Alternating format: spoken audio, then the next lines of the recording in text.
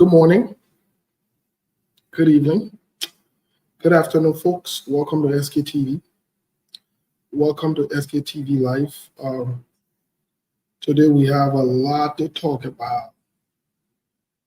A lot to talk about. We have a lot to talk about. Let's share the show. Let's share the show, please. As you join us, tell us where you're following us from. You do not want to miss today's segment. It is going to be quite fascinating.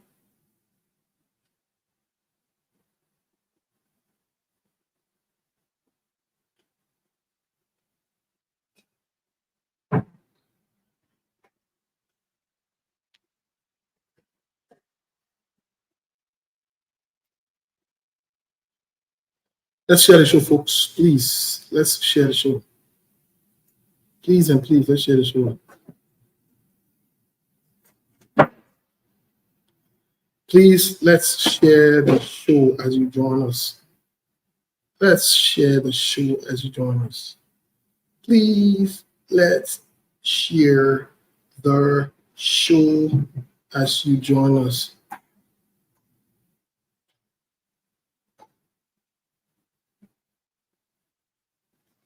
Let's share the show.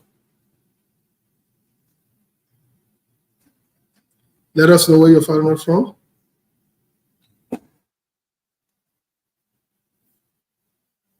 You will not die if you tell where you're following us from. You don't want to miss the show today. We want to delve into the so-called 3.1 billion or 3 billion that the Unity Party and Joseph Bola is claiming that they've been able to acquire. I'm not sure through what kind of means, but we'll talk about it. We'll talk about potential risk, other geopolitical issues. We want to know if Joseph Yuma Boakai and the Unity Party are able, as they promised, to provide economic relief for the Liberian people. We'll talk about some of these things, and we'll provide you with the opportunity to have your say, to contribute to the conversation. But let's share the show. Let's share the show, please. As you join us, let's share the show this morning, this afternoon, this evening, and tonight. We're anticipating a full panel. Everyone to be on. That's what we're expecting. So let's share the show, please. Let's share the show, please. A lot of things are happening. Let's share the show. There's a lot happening. Emmanuel, I think that is that S. Kamara or Kamara? Watching us on the Emirate, Abu Dhabi. Okay. Thank you, Emmanuel.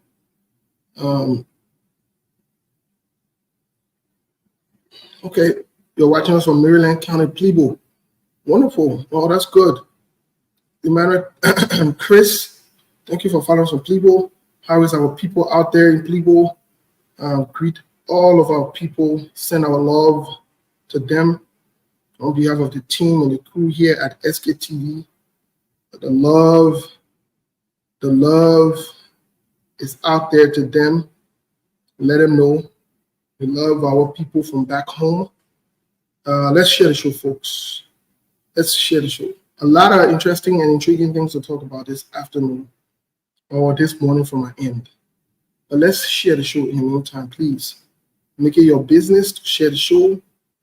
Invite someone. Mr. A.O. White is watching us from San Francisco, the Bay Area. Yesterday I was in San Diego. So yes, Otis is following us from Buchanan, Grand Bassa County. You know, this times I will not even be getting my location. Wow. But I came back sometime last night. So yes, so I've been around. And I was around last night. Yeah, let's share the show now. Let's go back up here. Let's see. Folks, tell where you find James Yance is following us from New Jersey. Let's see who else.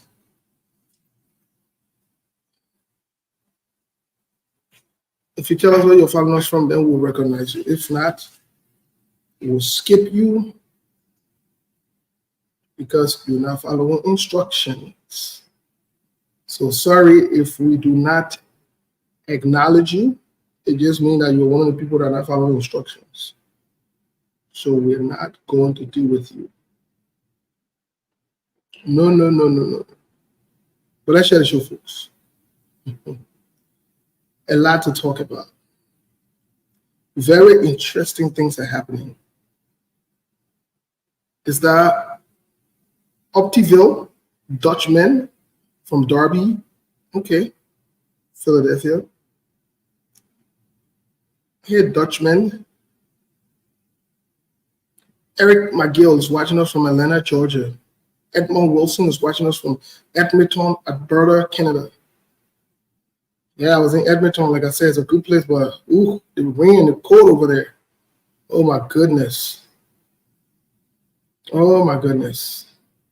Edmonton, Canada is a nice place, but the rain and the cold, I can't. I just couldn't handle it. It rains there. Umetrio Mensa is watching us from Minnesota. Who is that? Tatale Tobergi. Oh, is that Ketele Tobergi? Okay. I don't know who that. I don't know that human being name, but it is what it is. Abraham Connor is watching us from New Jersey. Abraham, what's up, bro? Yeah, my man. My man, I was in the other time. I hear you up, boy. I sure I hear you up, my man. I feel guilty and I say I should hear you up and say product, time. Yeah, I was in your era the other time, my man. I want someone a quick mission. Quick. Yeah. I want to take care of something. I was in Jersey. But I didn't hear you up. I didn't call you, my man. You can rest assured that the next move or the next time we'll definitely,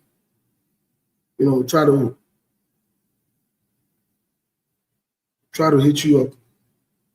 That's something that I want to let you know. I will hit you up the next time in your era. No, the next time I ran your terrain, I will hit you up. I ran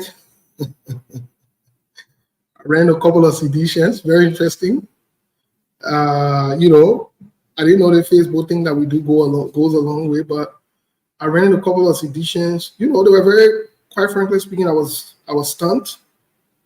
I was amazed. They were very hospitable, let me be honest. They were kind. They were very polite, respectful, I would say so. And, they almost all of them that I met, they were very appreciative of the fact that, we're critical at SKTV and our criticism goes across the board. That was one of the things that they highlighted. They were also excited that, we stand for what we stand for, and they respect that. And so the respect was mutual. The conversation was very good. The one I thought to go hang out, I don't know where they're hanging out. Yeah, even though that my Liberian brothers and stuff, I don't know where they're hanging out. But the mutual respect and the chilling, everything else was good. Everything else was really good. So let me get milk. Let me see if I can get Milborn on yet. I don't know what's going on with Milborn, but still getting on. Mike, how can I just put me that I'm too easy? So in case now I into a situation, I get put with you, Steve. I guess you're with you. And now I know that. In fact, all of you on the show today, Steve, you see, so I said Steve was my Allah. But you see, my Allah, the man just bring me true straight. Without even asking me as to maybe where are you? Well, he's talking about that question. Never know. He don't bring me true. But anyway, thank you, my brother. What's up? You'll be fine. Why was situation in that you put yourself that you will tell yourself from there? And I'm in put in situation, so I'm not here to think of it. But before you join us, I was just saying that I was on the East Coast around the Jersey area. You know, I ran a couple of seditions. Those seditions were very nice. They were hospitable. They were very kind. Many of them followed the show. I didn't even know. Many of them, almost all of them. And they admire the fact that we stand for what we stand for. Sometimes we don't know some of these things go a long way, right? They also admire the fact that we're not biased in our section. If you're a criminal, we'll call you a criminal. If you're a liar, we'll call you a liar. If you're a crook, we'll call you a crook, regardless of your age, your status, your position, whatever. It doesn't matter to us. You know, they were appreciative of the fact that we criticized President George Weah throughout his administration, and we call him out. And we are doing similar thing with, you know, President Joseph Human Boycott. They thought that we would have, you know, oh, that opposition and a lot of other people acting they want to say the truth, but they're jacking and saying, oh, let's get in time, let's do that, let's do that. You don't get criminal time. You don't get rule in time. You call it criminal rules. Then level they call it criminal. Oh, yeah, got a competent jurisdiction. You're saying couldn't get a co-corrupt. So what kind of competent jurisdiction we give there? They co-corrupt. You can bribe the judges. I'm a living testimony of it. You can bribe the judges. I know about it because I experienced it in Liberia. Can you imagine my own lawyer that I told to bribe my lawyer? You very serious? My man, you're not paying a lawyer, my man. That means you're not paying a lawyer. Steve, look, let me tell you. That means you are not paying a lawyer. So I know you're not paying a lawyer. That's true, man. Listen now. I mean, it's one that no, don't say that, but I pay my lawyer, but they can't have the capacity to go and bribe my lawyer. My lawyer can go and start talking funny thing. But let me tell you one secret today. Steve, let me tell you one secret that you don't know. All of these lawyers, they all interact every day. Look, let me tell you. One thing that I really like about the late Mamadi Diakite when you were here, you know, I always used to be close to him. So he said, Melbourne, two things that he told me about. One thing that I really took from what he said was, he said, Melbourne, throughout your entire life, don't go to court. So, but he said, Melbourne, I'm a lawyer, and I'm talking to you. I say, yeah, boss. He said, Melbourne, the reason why I'm saying this is that because at the end of the day, what you want, and I'm sorry to say you win or you do the work. For example, so he gave me one example. It's okay. Now, for example, you were having your jar full of maybe Gary or so forth, and somebody mistakenly hit you and it burst and all of the Gary waste on the ground. And in fact, you're going to take the person to court, right? I say yes. He said, now the Gary jar will cost something around maybe $1,000. Before you reach to the court and so forth to go to all of the process, everything you just spend close to $5,000. What's the sense in that? All you want is just to say, oh yeah, maybe I want a case. So I said, yeah, chief, but in case I don't want to win a case. He said, but then if just because of winning a case, you are lost everything of your life. So one of the best advice I will give to you is, in your entire life, don't practice about going to court. It's better if you want to waive it and just leave everything with God. So, and I can't be that same then, my brother.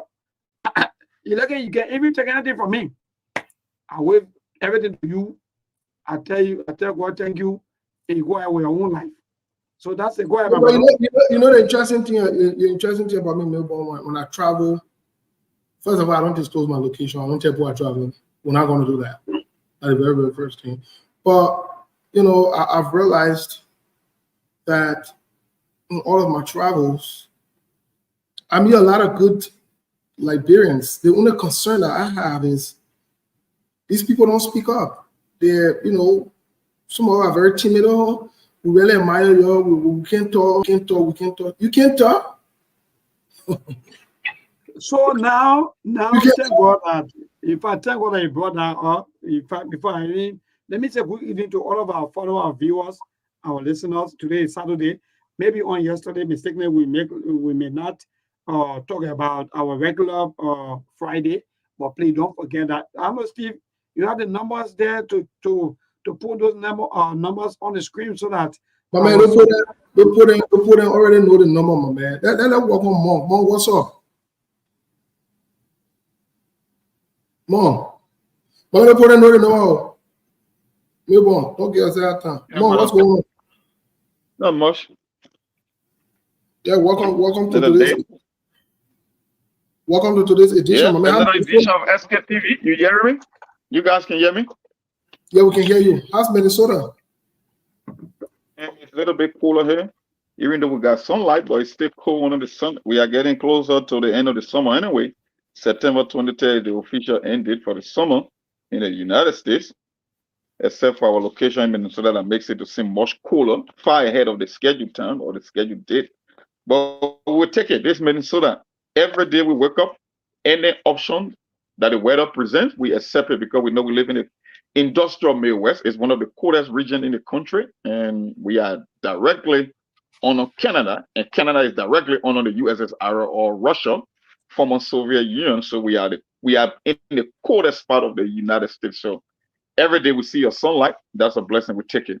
Either way, whether it's hot or cold, mild weather, we take everything that is thrown at us. So you are taking anything that can along? Yep. Yeah, we take Okay. anything. Hot, cold, ugly, good or bad, snow, fog, hail, anything we take it. That's what we find ourselves. We accept that's our form of natural disaster. The same way on the East Coast you got hurricanes and you got torrential rain, and on the West Coast you got earthquake. For the Midwest, the weather is our own natural disaster because we don't experience those things here. So you won't experience fall in Minnesota or earthquake in Minnesota or the Michigan or the Iowa. No, in the industrial Midwest, only the cold weather we experience here. So we take that. That's just how Yeah, life is. but Some Melbourne, people go to fire interestingly, and earthquake. We don't experience that. Melbourne, interestingly, Arizona is the only state in the United States that does not experience all those foolishness. And also, our time does not change. The other people in the coming change their time again to 2 hours behind, 1 hour behind, those funny, stupid thing. Yeah, so we are the most attractive state in the country. We are the only state also, one of the only states also that I'll say maybe the only state also that that has typical African weather. It gets hot here. But not only that, when you see our buildings, our homes, they're short, they can build the houses. We ain't got no cartoon. We can't build our house here with cartoon. Yeah, we're not on our funny thing. Because myself, Steve, maybe we want to recognize some of our followers or viewers, but a little bit confused with the timing issue. So your time. Yeah, so there are people that people that will get into other state and tell them to move to Arizona so the confusion will be set. Yeah, man. You're confused. Yeah, you don't have some issue, but you got a desert, you got extreme heat that people suffocate from heat stroke, and you got rattlesnake that keep biting people in the desert. So every state got the advantages and the disadvantages. So what do you say? My man, the problem that you let to go the other way. And the problem that we can be going inside. What is going on? What is extreme heat and the other one is suffocated? I bet I hear suffocation. And I hear extreme heat. No, a lot of kids die from heat stroke and heat suffocation. People, the extreme heat, you can go to triple-digit temperature, which is almost hotter than here in Africa. Matter of fact, they got people that die in the desert from extreme heat. You got rattlesnakes and other reptiles that come inland. That means, Steve, wait.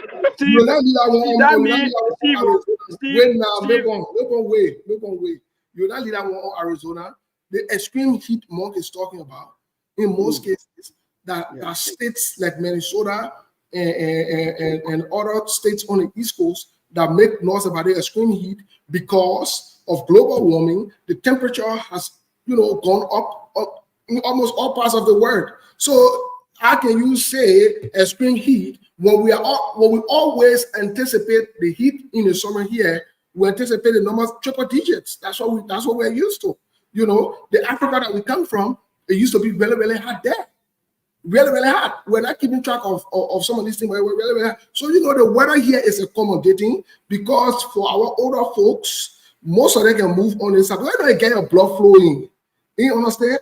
But in Monday, understand, they got to be born in plenty children there because they play too cold, they got to find somewhere to be. So, that's why they the northern and come and plenty.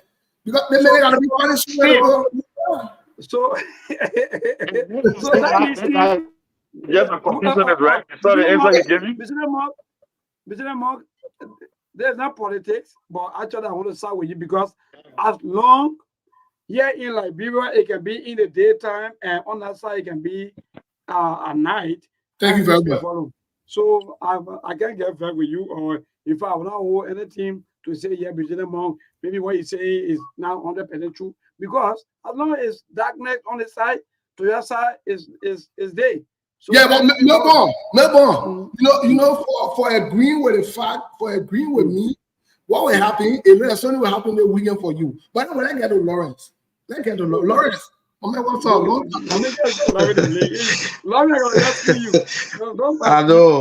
I know. Well, thank you, Steve. I know. I bet around was still the code. Now me that all. My whole voice was holes. I couldn't talk correct. So now I used to be in the background. I just listening to the show really on the side, but nowhere to talk that all. So now I've been quiet for some time, but at least, yeah. Now I'm already know hot water. We got to drink too much cold water. No.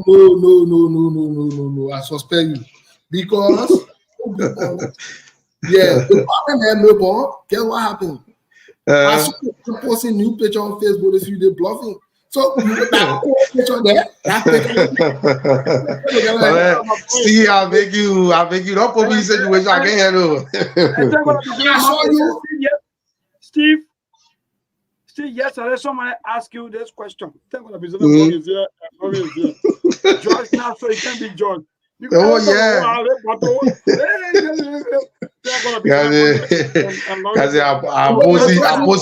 I posted new picture on Facebook.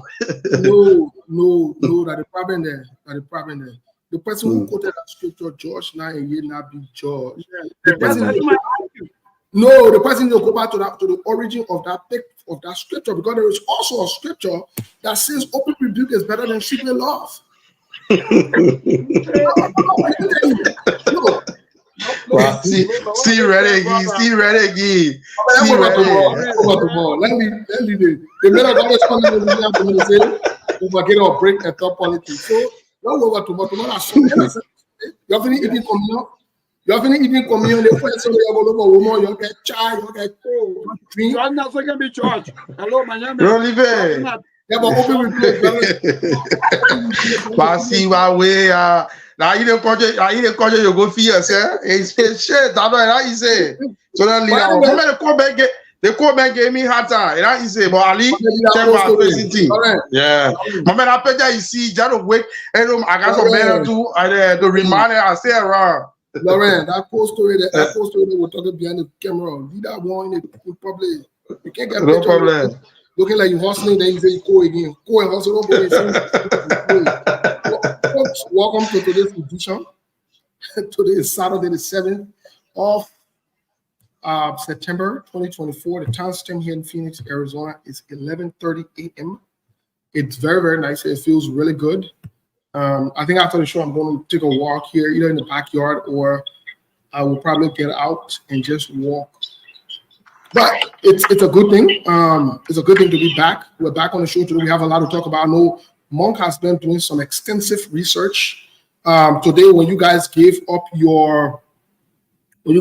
us on what's going on in the country, I would like to make an official announcement. I would like to make a public service announcement to the Liberian people. I got an announcement for and to the Liberian people. I will make a public service announcement. But let's turn it over to you guys quickly to get updates from. Anyway, let's get updates from the western part of the world before we come to Liberia. Mark, what caught your attention? It seems like there's still a negotiation in the Gaza, and I see a lot of protests going on in Israel as we speak for them to agree with the negotiation due for the hostages that are there to be released. But it seems like Benjamin Netanyahu and others are still playing games, and this is concerning. I was also reading an article that it's reported that the people that are feeling the war in Ukraine is actually China. China is back in the conversation, right? China is trying to play this very, very, very interesting role. What say you, and what caught your attention from an international standpoint? For me, I don't know. That's why I said, like, I'm very careful with the kind of a news outlet that I watch, because the first thing I look at their intent and their motive and the kind of propaganda that they preach. That's why for me, I don't watch TV anymore. like I keep saying all the time, I look for certain information, certain independent new outlet that will give you information without any political bias or ideological bias.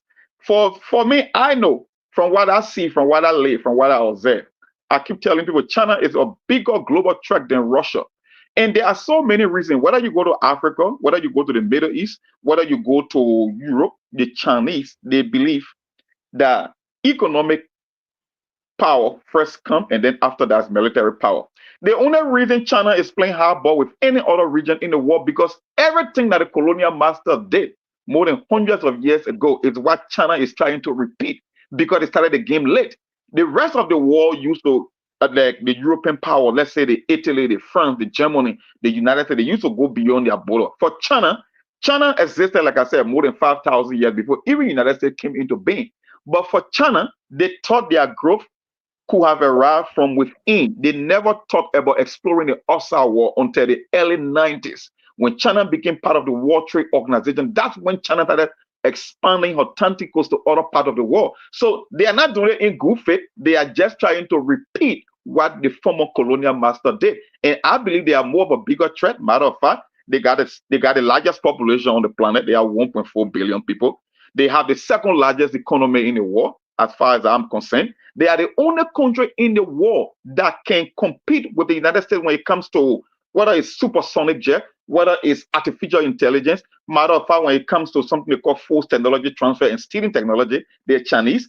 The 10 viruses that came to America over the past 15 to 20 years all came from China. Nothing came from Russia. So whether you look at it or not, they are the one that giving loans to Africa. The same thing that the IMF and the World Bank did after World War II. It's exactly what China is doing. So China is not a partner. They're not coming with good intent. They are coming for the very same reason that other people came for 50, 75, or 80 years ago. So for me, I know once you got the Middle East with Iran and other instigators, they're getting the backing of Russia and maybe China. And one thing people don't understand, if you look at Russia and China, they are almost like one or two punch. Even though our media here want to make it to see that Russia is a threat, but I think China is a bigger threat for all those situations or instances that I just named. So there will never be peace in the Middle East as far as I'm concerned. It will just be war, killing. Maybe it will cease down a little bit and then it will start again, especially when it comes to election time in America. Because whenever the U.S. is going to an election, every major power wants to do something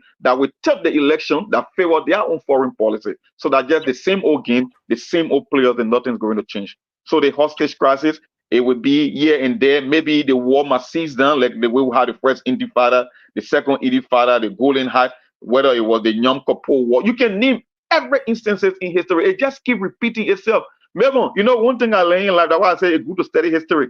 Everything that is happening today is not the first time happening in human history. These things continue to happen. It's almost like we're in a circle that keep rotating and coming back to the same spot. It's the same old thing being reported, even though they might not be 100% exact, but they are parallel in human history, that the same thing keep happening over and over and over again. So there's nothing new under the sun. Like our old people can say, our old man in the bush can say, there's nothing new under the sun. Everything happened before. Thank you so much, Monk. The Bible says in Ecclesiastes that there is nothing new under the sun.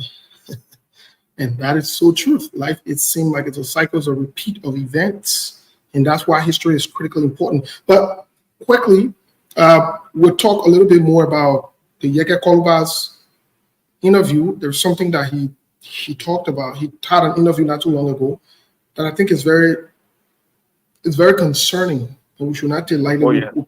We'll point that out. We'll discuss it a little bit. Let's hear from the guys from Liberia. Let's go quickly to Lawrence. Lawrence, my man, what is going on? What's up with yourself, the country? What's happening? Well, it's good to be on the show this evening to inform our people about the happening in the country, Liberia, especially Bon County. Steve, more, as you may be aware, China Union gave $25,000 United States dollars for scholarship for students who want to go to school. So as we speak right now, our scholarship issue is in the district. Other people are making use out of it. Also, borrow condition hit the other part of the district, Sanity District.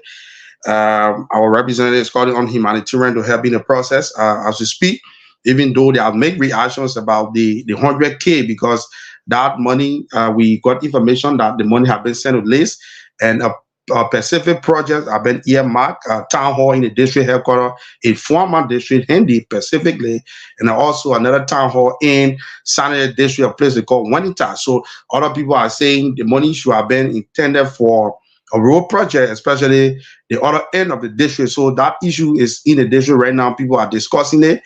The scholarship issue is one of the paramount things. So at least people are telling China, you want thank you for the scholarship. Right now, school is about to open. By Monday, officially government school will be open. All our parents are still finding it difficult to send their children to school. Graduation process in the corner, the 16th of this month. Graduation ceremony will be in the country. So major issues are not really ongoing right now in the country so far. So good. The only thing we're hearing from parents now is the school are open, no money to send our children to school. But that's it. This is Liberia. This is where we find ourselves, and we live in by it. Well, thank you so much. That's it. This is where we find ourselves living by it. China again show up. China Union gave, according to Lawrence, 25,000 to a district. Is there a district in Bon County? Yeah, former district is in District 7. One of the, because we have two administrative districts combined to make one electoral district, which is District 7. Oh, okay. The lawmaker getting money, or what's going on? Yeah, the money is in the district right now. There's a committee set up, and the guys are working on the scholarship issue to ensure that other people benefit from the 25K from China Union. Okay, so it's going to be allocated for scholarships. That's what. Yeah, that's scholarship. Yeah. Yeah. Please try to keep on that story if you can, to keep on address that story. Steve, I want to ask my brother Lomis, is the China Union operating? Because a few days or a few weeks ago, I understand that they were shut down. Yeah, what happened, Mayborn? EPA visited the site, and there are a lot of issues that were flagged out. The gate before entering the concession area were closed by EPA due to some violation by the company. So, as we speak, we saw some posts from the ministry on social media that the government is asking EPA to lift the ban because they were fined $120,000 United States dollars for violating all of issues in the district, especially when it comes to water pollution. So China Union is not operating fully. They have Skeleton team that is in the concession manning the property of the company. A few guys go to work. They run 16 hours. Another group go just like that. So they are not yet start shipping iron ore out of the country since 2013. There is no actual activity going on. So, but they got a few guys who go to work on a daily basis to make sure that the facility stay intact. Okay. Well, Melbourne, it's up to you now. What's going on in the country, especially in Montserrado area, and for the larger part, I cover other places around Montserrado. This includes Grand Bassa that will be talked about as well here today. What's going on? So again, I want to say thanks to you, thanks to all of our viewers and followers, and thanks to all of our panelists, thanks to my colleague Loris for that information. Again, yes, the nation capital, Monrovia, Montserrado County. For those of you, the nation capital is Monrovia, and we are right here in Montserrado, outside the nation capital. There where we are situated, we are right here in Painesville, to be precise, Port Road. So again, yes, indeed, we are good. Everything going smooth. There's no distractions, no violence, and so forth. The weather condition here is good and so forth. Except for on today, we got this information that today is the CDC Youth Day on today, and I guess they are in a party quarter. They are celebrating their Youth Day, or some of their partisans be seen into the party quarter. But again, apart from that, some of the latest have to do with the Senate Pro Tempore Kanga Lawrence, Senator Lawrence Kanga has constituted special committee to prop budget alteration and make claims of top lawmakers' involvement. That is the budget rule. Mind you, there have been these arguments when it comes to the budget alteration. So finally now, the Senate Pro Tempore has constituted a committee to look into that. So again, the GSC audit revealed that LTA failed to remit government revenue illegally awarded HQ construction contract and so forth. So apart from for some of the news that may happen throughout the week, the CSA boss rooting out close to almost 713 plus names from government payrolls and so forth. Apart from that, my brother, nothing much. We are still waiting if there will be any other news. But mind you, let me just inform our people that hopefully on tomorrow, the president of the Republic of Liberia, if not tomorrow, because one of them it will be in country anytime soon. So if not tomorrow, then that will be throughout next week. So far so good. This is what's happening back home. Thank you so much, Milborn. Speaking of, just before we get to what's going on in the country in terms of the conversation Honorable Yeke Koluba had this afternoon, the press conference, I followed it briefly, but something caught my attention. I will give Monk the opportunity to speak to what caught his attention. But just before we get it, I want to make the announcement. I know many of you who follow the SKTV are quite aware, I'll come on here, I'll call Yombli Kanga Lawrence, Uma, and whatever it is. I want to say I'm never going to do that again. Senator Yombli Kanga Lawrence, and we'll find a special time to date and chronicle some of the findings that we have, dating from Ellen Johnson Sirleaf days, based on some of the findings and the reports that we have. Senator Yombli Kanga Lawrence is corrupt. She's a corrupt and dishonest woman. I believe if the Senate were serious, if the Liberian people were serious, they would ask her to step down or to leave as Senate pro tem. She's a corrupt woman.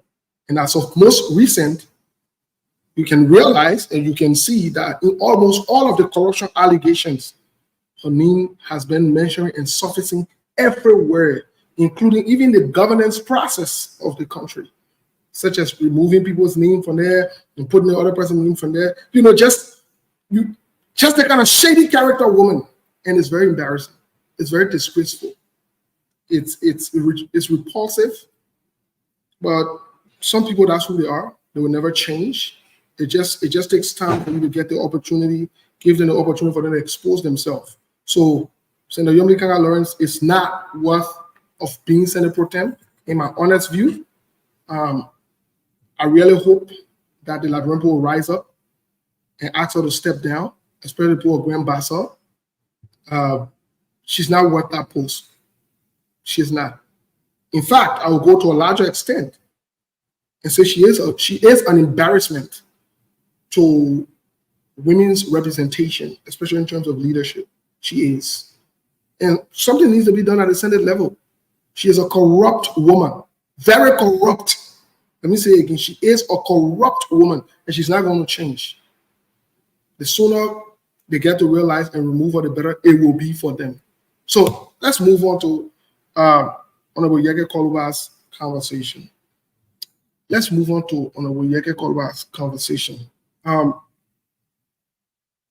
Monk, what do you make of Honorable Yeke Koluba's conversation before we get into the so-called deal that they had? The so-called thing, before we get to the 3 billion deal. But let's move on to Yeke Koluba's conversation. What caught your attention in what Honorable Yeke Koluba, some of the assertions he made today? They're very revealing, and I found it very concerning. Well, there are a lot of things that he said. I never started the conversation with Yeke Koluba or the video. I think I came there very late when I think it was almost at the end of his little debriefing, I would call it, with local journalists in the country, and he touched on a lot of issues. The one that I actually listened to was this subversive activity happening between Liberia and the Sierra Leonean border, that there are certain people in Liberia that are training that he accused the president of being aware of. And this particular idea of the Wagner group, the Russian military arm extension in Africa from Mali to Burkina Faso. And I even posted an article from the American Enterprise Institution about the same Wagner group and countries they are targeting. The top 3 countries they are targeting right now in West Africa is Liberia, and they're looking at, I would say, the Ivory Coast and Sierra Leone. They talk about Guinea, but Guinea was not one of those countries that the article mentioned, but those 3 were the targets. So when I heard him talking about subversive activity that people are training in the country, the president is aware of, and when it comes to Guinea, some people coming between Guinea and Liberia. So I was like, okay, that's why the people said more than a year ago, and this must seem to be true. So we will see what happens in the coming weeks and months ahead. But it's a very scary situation, taking into account how fragile our peace is in Liberia and the history of the country. So you don't want those kind of issue happening. But unfortunately, we live on a global chessboard, and everybody is trying to position themselves militarily and economically. That's just the reality, whether you like it or not. The question now in the 21st century is, who are you choosing to align with? You got to pick one side. You cannot play both sides, because you don't want to be caught up between the power struggle between global powers. Like, 1 minute you want to do business with America, and then they want to do business with China. So they want to do business with Russia. Like, you see those three countries, they pick a side. They look at the French and they look at the Russian. They say, no, it would be better for us to do business with the Russian, because the French have exploited us and we haven't seen the outcome. So we are picking a side. In the case of my country, no, you want to play hardball between two global powers. America, 1 minute you in deal with America, and the other minute in deal with China. So you better walk a tightrope, because when those two country interests collide, you will be the victim. That's all we keep advocating for SKTV. So I offer modernization, Liberia. I want jobs coming to Liberia. I just want to know the fact that know how you are playing your game, so our people cannot be victim again, because we all know these three countries, they are everywhere in the world competing for resources. And when their interests collide, the countries, the smaller, what the post said, they say when two elephants fight, what can happen? The grass can suffer. We are the grass. So to the Bwagale administration and the previous administration, we could care less about how you bring your investment. Just know that you cannot have two global titans butting head with each other, because we will be the victim either way it goes. So that's my advice to the administration. And like I said, I listened to the Yeke Koluba situation, but there were so many situations, or so many issues that he touched. So I didn't start the conversation. I came in late. Yes, similar thing here. I came in late. I listened to Honorable Yeke Koluba, but let me say this off the bat. Let me say this. Honorable Yeke Koluba is a credible man, especially in terms of the Liberian politics when he gives out information. And I say this to say, because he's built our reputation, whether you like him or not, whether you like the way he presents his messages or not, it has nothing to do with it, the actual message itself. Everybody has their preferences. Everybody has their way of presentation. Some people would rather him not use certain words or whatever it is. But for me, I look at it, the message, that's my focused. And listening to him today, talking about, training people in Guinea and the president is aware and so forth, it's a serious concern. It is a serious concern. And I know some people say, well, but it's to say people are training people, the other place. Listen, it is a serious concern. And we on SKTV will also try to make follow-up on some of these allegations, because we like to make sure we ascertain the facts or double check on things, right? And so, but just the conversation or the notion or the thought of that in itself is troubling. It's very concerning from a security standpoint. You would remember I was in Guinea at a time between 2002, 2005 or 6. I was in Guinea, especially around 2002 and so forth, when there was, the different Ivory Coast, when that little war happened in Ivory Coast, the destabilization. Somehow when we came to Liberia, we turn around again. Oh, let me say this. I was in Guinea and we did see the movement of men, law rebel, some men moving from Guinea, going to fight in Liberia and so forth. Listen, these are serious things. Your Liberian people, some of you don't take things seriously till it reach to your door. Some of you can still recall when they used to tell you that rebel coming, oh, and never ever coming there, and never ever war in the country yet, and how rebel can we enjoy them? How some of you got caught up in the war? You need to be serious. You need to take things seriously. And the fact that Honorable Yeke Koluba would assert that the president is aware of it, that in itself is troubling. Look, few weeks ago, or I think a month or two ago, no, a few months ago, the ex-president of Sierra Leone had to be airlifted for the country because he was accused of planning a coup to remove the current president. These things are not joking matter. As we speak, Guinea, the guy who's there right now, Mamadou Doumbouya, he removed the president. You know, there's something we can talk in public. People don't know what's happening over there. They have there's something we can say. Joseph Boakai, who is not able to run few seconds, he better pull himself together. You think there is a joke, eh? You're really think that joke? People are fed up with your criminality in that country. I will leave it as that. I'm not going to talk about other things, so I will leave it as that. And Steve, let me just tell you something. When Yeka made that broad proclamation about subversive activity happening around the country, I went back to that same article, that research that I shared with you. I went back, I said, oh, but that thing the guy is talking to making a lot of sense, because in that particular report, they said that the Wagner Group, their strategy now in Africa, or West Africa precisely, they are looking at two things: incompetence and political instability. And the one thing they talk about, they said they attempted in Liberia, in Sierra Leone, because when George told his 6-week trip, when he went to Qatar, Monaco, and the US, they thought he was out of the country for too long. That was a perfect opportunity to come in. And then when Madame Bio went to the United Kingdom in last August, the anti-government protest, I think you understood what happened in Sierra Leone. There was a nationwide protest as well. No, it was coordinated by the Wagner Group. They thought it was an opportunity to exploit the president's absence. And they wanted to say, oh, anywhere they notice incompetence and some kind of a political instability, that's where they love to take advantage. And you know who they mention? They mentioned this guy from Bon Kante, who is the Russian honorary consul general in Liberia. They call him Mili Kemu. He's a former U.S. convict, and he's the one coordinating the Wagner activity in West Africa or Liberia. And don't mind, he attempted to run as a lawmaker. So they say here his MO is he will bring Wagner people, experts into the country under the disguise of being business people that came to do an assessment. That's how they operate. So I hope the present government is also watching, because there are a lot of issues going on. I don't know whether Chairman Belite is following up with this issue, because as far as I'm concerned, he's the head, or how to call it, the chief on national security in the house. So I just hope he understands what is happening, and there are so many things happening within the region that he should keep tab of and keep informing our people, because I think that's his job. I wasn't paid to do that. SKP wasn't paid to do that. He's getting paid to do that. The only part I would say is they won't keep track of it. They don't want to keep track of it at the business. At the end of the day, we'll know what time it is. We see. We know. We have given us several signals and warnings to behave. I see Joseph Boakai ready to lead the country. He did a whole cabinet care. Even the men who get sweet, they always care all of them. The assistant men delegate carrying to Asia. Not only that, you lavish in the Liberian money.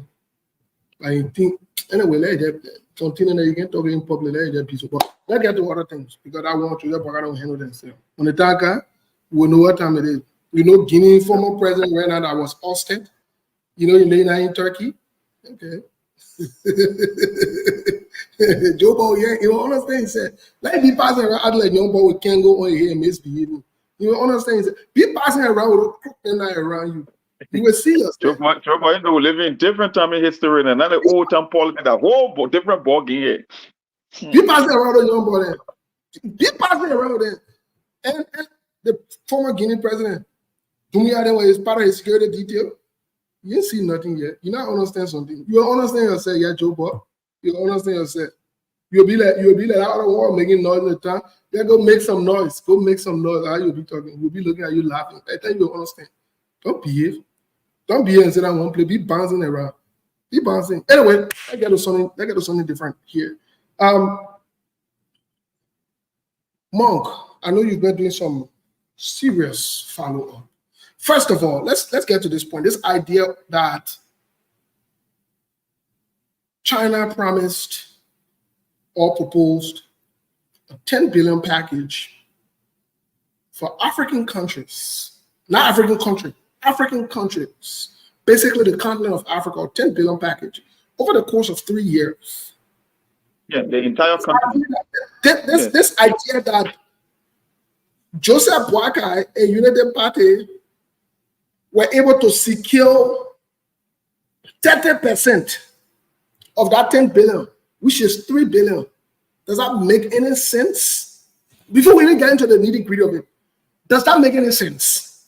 Is it realistic? Is it logical? Is it doable? Is it feasible? What say you?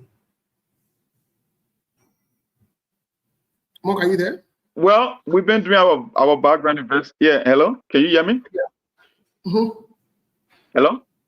Yeah, we can hear you. You hear me? Yes. Oh, yes. I think you are right. You said it right. You are dead on. It just doesn't make sense. A matter of fact, it said memorandum of understanding. Memorandum of understanding, like everybody knows, it's not a binding thing. It's not a contract. It's just an agreement reached or proposal that one country is expressing interest in another country. For us, we know geopolitically it does not make sense. It's almost sound impossible because here's the thing: the entire conference, and there's how I know that Joseph Boakai, I don't think he can be in those strategic meeting when it comes to the other leaders when at the major summit, right? Because now in Africa, there are two schools of thought when it comes to our leader that attended that Chinese African summit. One group is opposing and one group is in favor. Let me give you a typical example. You went to a conference that China is offering $51 billion in total under the disguise of an investment in Africa, but we all know what it's all about.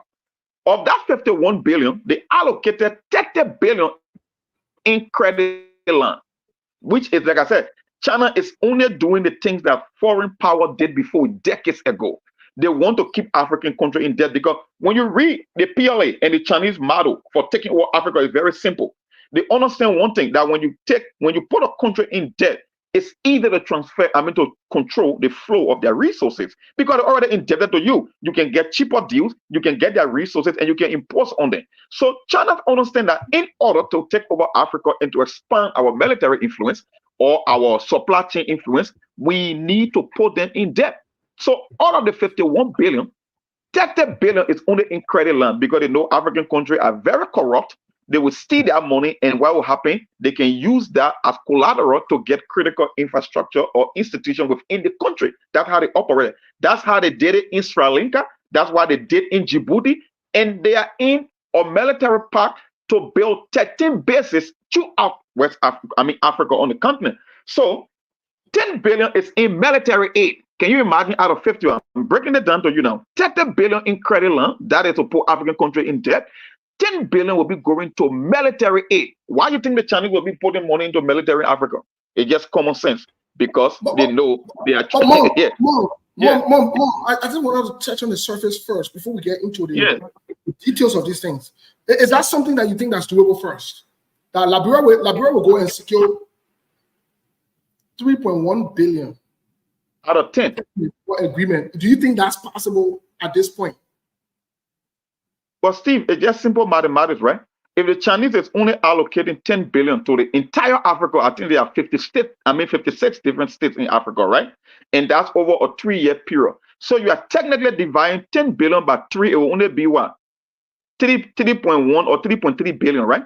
Why would you think one country would secure 3 billion right off the bat? Does that make any sense to you? China is investing only 10 billion in business and, let's just say, infrastructure development or into technology or whatsoever or into healthcare. The entire Africa over the course of 3 years, out of 56 countries, China is investing only 10.1 billion. And you want to tell me Liberia alone will secure a deal of 3 billion? Does that make any sense to you? I mean, what do we have in exchange for 3 billion of investment? And that the 10 billion is not only for 1 year, it's over a 3-year period, but somehow, by some magical means, Joseph Boakai and his government were able to secure 3 billion. Does that make any sense to you?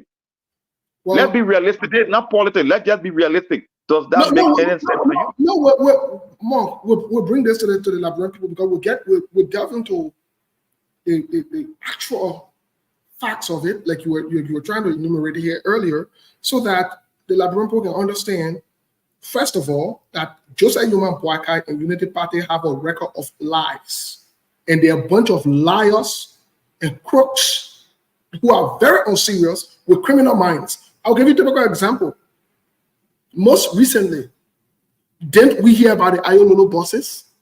Some of you quick to forget. Where are the buses? Where are the buses? Where are the buses? Oh, so you didn't recover from those lies that they gave you a few months ago. Okay, let's leave the Ayololo buses. Where are the machines? The yellow machines that you were jumping all around here for. And you were making noise and insulting people that we couldn't understand. That some of you even went on Facebook and posted because you are slaves, you sell your birthrights to your friend men. Some of you are homosexual as well. You sleep with your friend men for money, for job, or whatever it is. Where are the 85? Where are the 285 machines? Where are they? Where are those machines? Where are we with them? Where are we with them?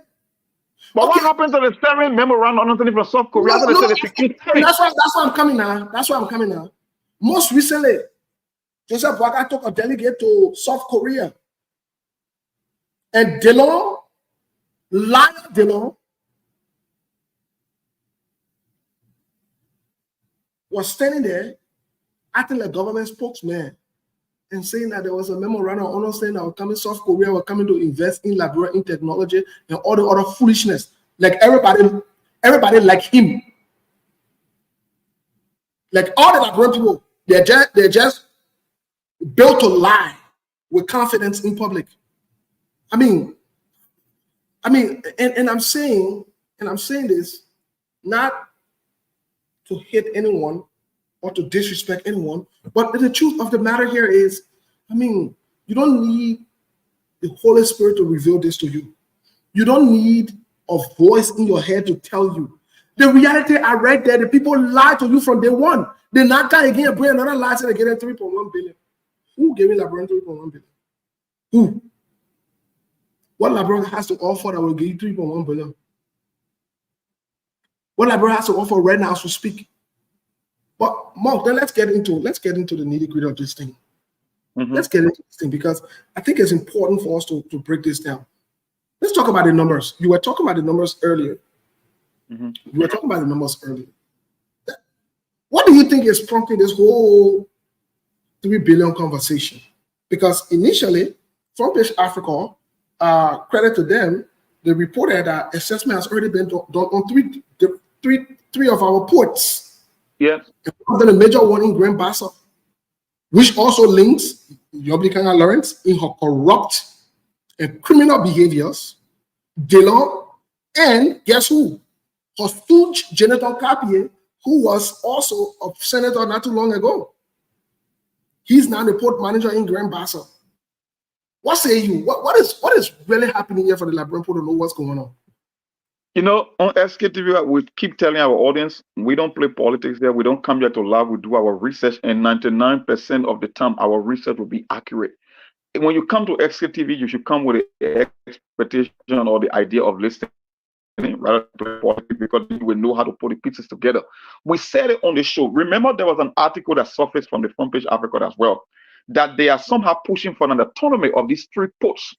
So we said it on the show that some of our partners, mainly the Americans and other international partners, were raising eyebrow on this move, saying, okay, you talking about these 3 ports, that is the port of Buchanan, the port of Sando, and the port of Harper, operating independently of the free port of Monrovia. Why are you making such a move? And don't forget, our lawmakers, they had a committee that was making an assessment so that they can even go and redact laws or to change existing laws that created the National Port Authority. So they are saying it that they are doing it for political reasons. So when the Jota Boakai people said yesterday that they secured $3 billion in funding for some grain refinery in Grand Bassa County, the first thing that came to mind, like, I hope there's now a cover up for the port deal. Because don't forget, the Chinese corporation, I forgot their name. Hold on one second. I think they call them, man. Let me show you something here. See, hold on one second here. Yeah. They call them the China Railroad Construction, or how they call it, a bridge engineering group. They did an assessment at the Samuel Alfred Ross Port in Greenville. So it's all like this whole so-called green refinery that they are talking about, that they secure $3 billion, even though it's a memorandum, because when we talk about security, I mean that you already get the money in the bank, which is a lie. That this might be a cover up. Like I keep telling folks, China, I have nothing against China.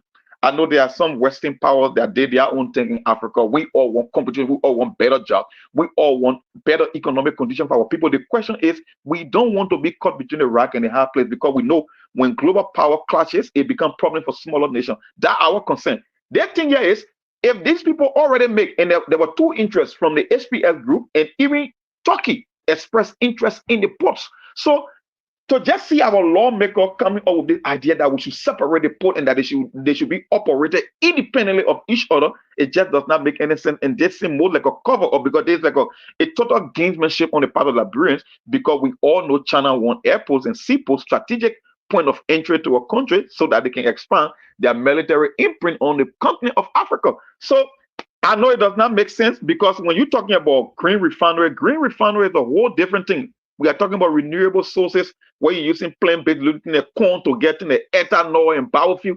It's Liberia's position to get into green energy.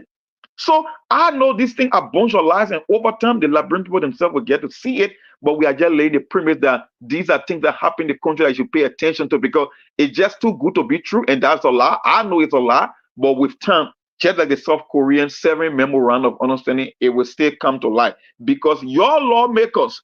And the reason our international partners said it, because they are eyeing 2029. Some of them want to finance their campaign. So when you see the leg of James Barney, the Nyomli Kanga, all these lawmakers that from these counties will post, why are they pushing for an autonomy at this time around? Because they have ulterior motive. And that's why people are raising the flag already. So the whole Chinese $3 billion deal, I don't think so. It sinks to the high heaven, and it just does not make sense from an economic standpoint for me. But Mark, let's move a little further from to talk about the geopolitical impact of this, because it seemed like the Bwaka administration seemed to be pushing this a little further than maybe even George Weah and the CDC wanted to go that route. Well. So here's my question to you: How does the United States and other allies respond to this when the Liberian government seems to be tailoring the ports and other things, which is the gateway, the entry anyway, to China at this point and at this stage in the middle of the game? What say you? Do you think this is a strategic move? You know, our uncle, I'm not going to call their name, our uncle just on the sideline watching and gathering intelligence, because we stay in the exploratory phase of this negotiation or this deal. But there will come a time that they will strike back, because we all know that's just why it is. Like I said, into this economy, global economy, you must pick your side you want to play games with. Like I said, I gave you an example between Niger, Burkina Faso, and Mali, right? They chose to play ball with Russia. They are not playing games with the French. You see, when I was just reading all the communication between these leaders, because you know they get a communique room where they can put this information in, where they exchange. It's just like a transcript. There are certain countries in Africa that is pushing back, because the main president leading the fight is the president of South Africa, or Cyril Ramaphosa. Cyril Ramaphosa is saying he's not going to play this game with China, because China are not noted for following up on their commitment. You know what he said? There was a deal struck in 2021 after the Ebola crisis that China was to take on certain massive infrastructure projects. They were supposed to invest certain amount of money in Africa. But guess what? He said, as of 2022, African countries are indebted to China to the tune of 80 billion. Matter of fact, the Chinese promised to buy $300 billion of African product, mostly agricultural product, that they never follow up on. Matter of fact, he said the Chinese had an agreement with African countries that they were going to narrow the trade deficit or the trade gap. Because when you must say a trading partner, Steve, you know, the basic economy, right? If I'm buying from you, buying from me, there has to be some balance. I can be spending money in your country and you cannot do the same for me. So he is saying, I will do business with China, but it cannot be anything that has to do with port and airports and seaport. It has nothing to do with military. If you want to come and improve our healthcare system, matter of fact, South Africa is an advanced country anyway, so they don't fall for anything. The same thing with Ghana, the same thing happened to Ethiopia and Kenya. Most of the leaders are pushing back, except for the corrupt and the greedy ones that are not looking at the details of this agreement just because they want to steal. They are just signing memorandum of understanding. But there were other African countries that pushed back on this new Chinese adventure that saying, you know what, your 50 billion, we already know, more than 60% is to put in further debt. Matter of fact, the deal that we had 3 years ago, you're not even following up on the deal. So we are not going that route. But like I said, by some magical means, Joseph Boaga, who was yet to secure a single investor, was able to come home with $3 billion. I don't know how he did it, because even Houdini, the greatest magician in human history, I don't think we're able to pull such a trick. I haven't seen it before in geopolitics or in history, that a guy who came to power that is yet to consummate NND, and he goes to China, where they allocate 10 billion over 3 years, and he alone was able to take $3 billion out. I don't know how he did it, but we'll get to know later. And I know our uncle now was struck by it. It's just a matter of time. It's not if that is going to happen, it's just when it's going to happen. So we're still watching. and you know, it's confusing, because now I want to bring it back before we open the lines. How did the Liberian people benefit from all of this so-called? Because I know that they already started positions on United Party partisans. They say, oh, it will bring job in the country, it will do this, it will do that, it will do this. Here's the question I want to ask. And this question goes to Milborn, it goes to Lawrence, and then we'll come back to Mark. Here's the question I want to ask. How are the Liberian people benefiting from the companies that are in Liberia as we speak currently? How are the Liberian people benefiting from it? Isn't the same lawmaker then going behind closed doors and striking deals with the same company there and leaving out the people? How are the Liberian people benefiting from, whether it's Meta Steel, whether it's Selamita, whether it's China Union, all these funny companies that Joseph Boaga then brought 12 years or 18 years ago? How are the Liberian people benefiting? Let's hear from Lawrence. Lawrence, what say you? How do you think the Liberian people are benefiting from these so-called companies or other things that they're bringing? Is it the Liberian people benefiting, or the same lawmakers or the politicians? And what say you? Steve, let me tell you one thing. The lawmakers are the one benefiting from these concessions around the country. So no Liberian benefiting. Let me be frank with you. If you visit bond mines where we have the higher investment, the $2.6 billion investment, it will tell you, company in the town, you'll not believe it. Daybreak, people have to go on their various farms to do hard labor to survive. Even those that are working for the company, the China Union, they burning coal. Because the coal burning are one of the major things in this part of Liberia. Even if you're working in that company, they manage their burning coal in the concession to tell you how people suffer here. So the thing that they manage, they have vlog. They manage can't collect money. Some part of February, 7 lawmakers were here. They said they came to do assessment. We know, we got information that the man got a lady. They went a car in the corner. So that thing they do here, no Liberian benefiting. No China Union worker will call and register and say, this is why I'm benefiting from the company. They burning coal. By 8 o'clock, the tree will be coming. I will do video and send it to you. You see people coming, workers, they got coal bear in their hand. That is that thing, man, Steve. The people who suffering here, they may enjoying. Thank you. Because we have 3 counties that are benefiting from China Union. Montserrat might give me a bomb. So that is that thing. We suffering here.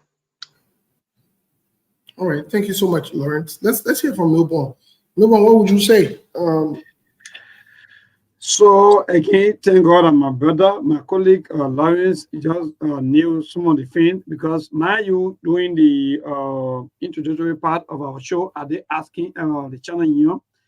But again, you know, Steve, is just quite frustrating, and I just let the way Lawrence put it right. Look, I think the John Ramo, thank God now that we have John Ramo for the rescue team. He posted the salaries of civil servants. How much they making? 150, 200. Tell me, if, for example, Melbourne is making 150 or even 200, is that the money for 31 days? And in that same 150 or that same 200, my transport, my feeding, my everything that he thinking about is into that same 150 or 200 USD. Are you kidding me? But again, all of these monies go back to the government, and the government share it. How do they want to share it? Like, for example, I'm hearing that the Chief Justice of the Republic of Liberia is making around 20,000 USD per month in this country. Look, my brother, tell some of we'll just leave all the radio things and just go do TFT, because No, people are getting rich. People are living life, even to the extent that the animals they have in their homes are living life. My brother, I don't want to say dog, but the animals the people have in their very homes are eating in time. But human being, nothing for you. You sit down here with him, but when you talk people, hey, remember that city, I just see all of these people. Hey, remember, no, let me tell you, we're talking for Liberia. Some of us, we know what we're going through. We know what we've been passing through all the time of our life. This is the kind of country we want. From 2006, my brother, all of the concession agreements, everything book was. And the current president, Joseph Yima Walker, was there when, according to the report said 66 of all of the agreements were book was. He was there. He benefited. Today, he's president. He went to China. After EPA closed down China Union, I'm here, the China Union is open and operating. Where are we? So, look, we will continue to remain spectator more and more. Nothing we're going to benefit, nothing we're going to get, my brother. That's the kind of country we live in. So let's just manage the 150, the 200, it's just starting. BSc water, nurses, teachers, all the people making 200, 150, 300, all as well. Again, nothing going to come, my brother. So let's just move. For me, nothing. Thank you. Okay, thank you so much. Mo, what say you before we go to the lines? Because we'll open the lines a little early so we can hear from our people. What say you? All these deals or whatever it is, these guys go and secure it, or they claim they're going to secure it when it comes back to Liberia. As we speak today, the common people can't feel the impact. No social, people are not meeting their social obligations. The other time, I think beer mounting or whatever it is, someone got killed there. The investigation, they just didn't read my Rogans or funny way. What say you? From the time you myself were born in Liberia, we've been hearing Liberia is a rich country. And when you look around, you don't see anything in Liberia. That's how it's been for generations, for decades, right? You cannot get better results from a failed model or model that's proven to be a failure. You just need to look at the budget to know how these so-called concession or concessionaires are benefiting the average Liberian. If you can, all the total royalties that is paid to the Liberian government as benefit to the people from these concessions, they only amount to 38 million. That is less than 15% of what diaspora can even contribute to the economy of Liberia. I'm telling you, of all the total aggregate of all the concessions in Liberia, or corporations or companies, they contribute only 38 million annually. But yet, all your resources are being shipped overseas. You cannot improve a country if you keep shipping raw material. That's the logic. It will never change. It has never changed. And it beat my imagination that people who have given power. You see, one of the reasons I was reading the whole thing about this in the American enterprise system, they said the Western powers, they love idiots to be leaders. They love corrupt and stupid presidents because they think that when a leader is not smart enough, they will benefit the most. They think it's business. The whole world moves by transaction. Whether it's China, whether it's Russia. Why do you think Russia want to go to Africa because they love Africa? No, they need uranium to produce energy in Russia. Everybody coming to Africa for something. And the question you keep asking, why are we benefiting? Look at Beer Mountain and all that coal company in the or Grand Cape Mountain. Look at the kind of environmental disaster they are causing. Look at how much they are taking in revenue as opposed to how much Liberia is getting. Look at the living condition of the people over there. Go to your Bowman, the China. What are the benefits? There are other smarter leaders in African country that is seeing this thing. They're taking a whole different approach. They're going to a whole different model. One thing that is happening in Africa, I had no idea until recently when I saw that the government of the UAE and Kuwait, they are opening something they call the sovereign wealth fund in Africa, that they got membership from Angola, Djibouti, Egypt, Ethiopia, Gabon, Ghana, Morocco, and Rwanda. These countries, what they are doing, they will approach their resources, they will nationalize the resources and then join into a sovereign wealth fund where they can get more money and then invest back into the country, whether it's infrastructure, whether it's healthcare, whether it's in education, whether it's in technology.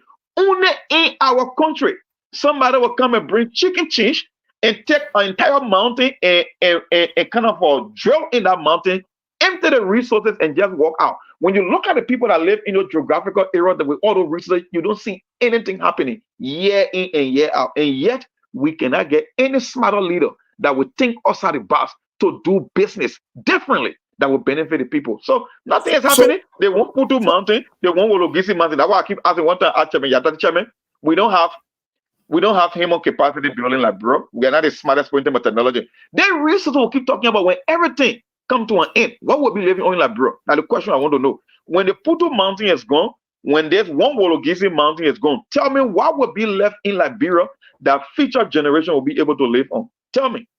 Well, and these are some of the things that we're talking. We're talking about the future, and you got some people who are belly driven, who have sold their souls to the different society groups that they're in, to their friend men, and they come in and try to distract.